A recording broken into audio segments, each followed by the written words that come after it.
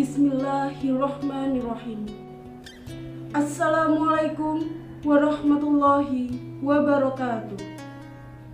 Alhamdulillahirabbil alamin. Wassalatu wassalamu ala asrofil anbiya'i wal mursalin wa ala alihi wa sahbihi ajma'in. Amma ba'du. Segala puji bagi Allah, Tuhan semesta alam. Salawat dan salam semoga tetap tercurahkan kepada baginda Nabi besar Muhammad Sallallahu Alaihi Wasallam beserta keluarga dan sahabat-sahabat beliau. Assalamualaikum warahmatullahi wabarakatuh. Puji syukur kita panjatkan kepada Allah Subhanahu wa Ta'ala yang telah memberikan rahmat dan hidayahnya sehingga pada kesempatan kali ini kita bisa bersama-sama mendengarkan tauhid dakwah yang membawa kita ke dalam kebaikan. Salawat juga salam semoga tercurahkan kepada Nabi besar Muhammad Sallallahu Alaihi Wasallam beserta keluarga, sahabat, dan umatnya. Semoga kita termasuk ke dalamnya. Wahai para jemaah yang dimuliakan Allah Subhanahu wa Ta'ala.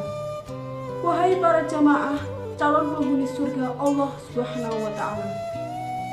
Kita sekarang ini hidup di dalam zaman yang penuh kebebasan, di mana nilai agama dan norma sudah tidak berlaku lagi dalam kehidupan sehari-hari.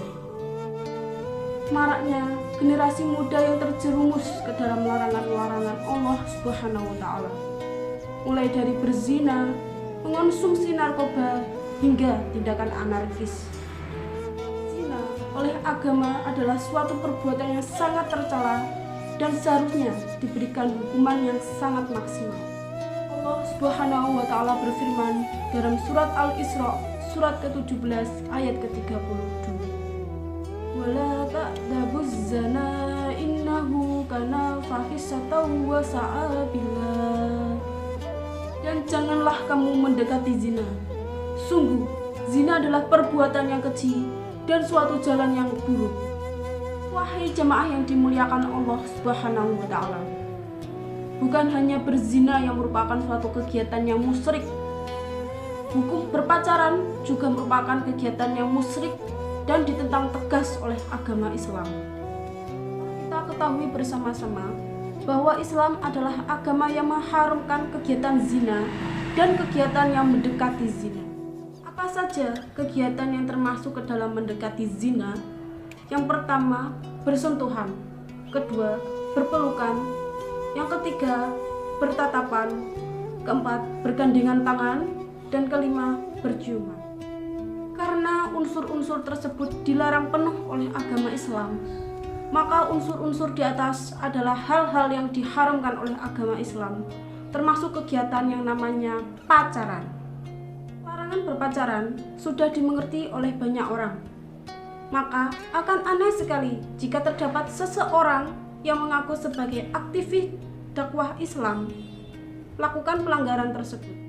Wahai jamaah yang dimuliakan Allah Subhanahu wa Ta'ala, kita telah mengetahui bahwa Allah menciptakan manusia semata-mata untuk beribadah kepadanya secara ikhlas.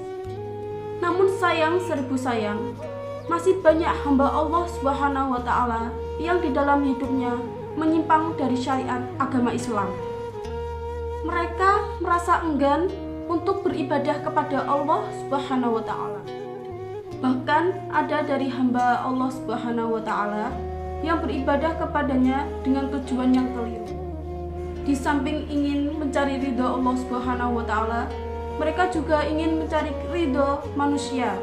Mereka ingin dipuji, disanjung, dan ingin menjadi orang yang populer atau terkenal.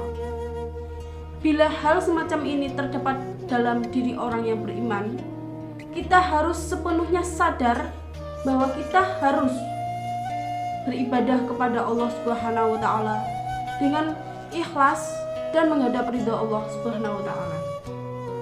Wahai generasi Islam penerus Muhammad Sallallahu Alaihi Wasallam, ketahuilah bahwa kita beribadah kepada Allah Subhanahu wa Ta'ala harus benar-benar ikhlas dalam hati kita.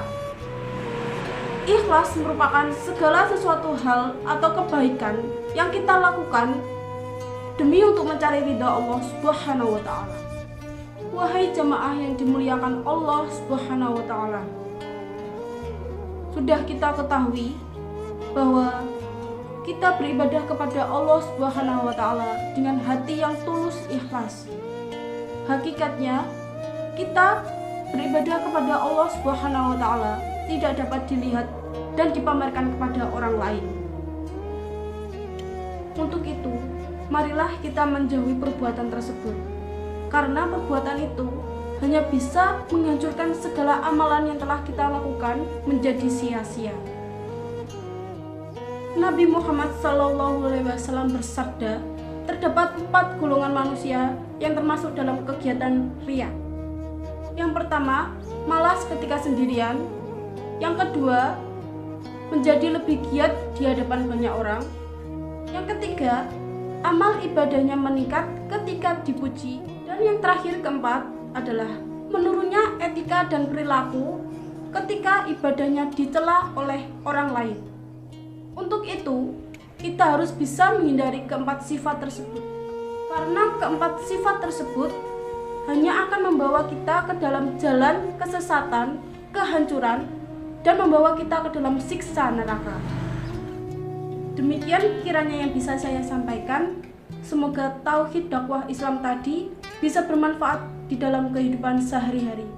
Apabila ada kesalahan kata maupun ucapan, saya memohon maaf yang sebesar-besarnya. Terima kasih atas perhatiannya. Wassalamualaikum warahmatullahi wabarakatuh.